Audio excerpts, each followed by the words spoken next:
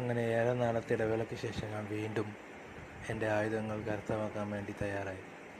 കുറേ നാളത്തെ കാത്തിരിപ്പായിരുന്നെങ്കിലും മടിയെല്ലാം മാറ്റിവെച്ച് വീണ്ടും ഞാൻ പടം വരയ്ക്കാനിരുന്നു.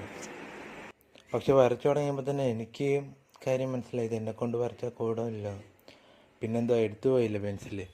അങ്ങനെ വരച്ച് തുടങ്ങിയപ്പോൾ തന്നെ എവിടെ നിർത്തും അല്ലെ എങ്ങനെ ഫിനിഷ് ചെയ്യുമെന്നുള്ളൊരു ധാരണയില്ലായിരുന്നു. കുറേ നാളായാലും വരച്ചിട്ട്. പിന്നെ ഞാൻ എടുത്തതാണെങ്കിലോ നാനിയുടെ പാരഡൈസിലെ മെയിൻ പോസ്റ്റർ. അത് കുറച്ച് സമയം എടുക്കുമെന്ന് എനിക്കറിയാമായിരുന്നെങ്കിലും ഞാൻ വരച്ച് നോക്കി. ഇടയ്ക്കൊക്കെ ഈ ഒരു പരുവത്തിലെത്തിയപ്പോൾ എനിക്ക് മനസ്സിലായി ഇത് ഭംഗിയായിട്ട് വരുമെന്ന്. അങ്ങനെ ആ ഒരു ധൈര്യത്തിൽ വീണ്ടും വരച്ച് തുടങ്ങി. കുറച്ച് നേരം ഔട്ട്ലൈനൊക്കെ കൊടുക്കാൻ വേണ്ടി സമയമെടുത്ത് തന്നെ വരച്ചു. പിന്നെ ഒരു ധൈര്യമായി ഇത് കംപ്ലീറ്റ് ആക്കാൻ പറ്റുമോ.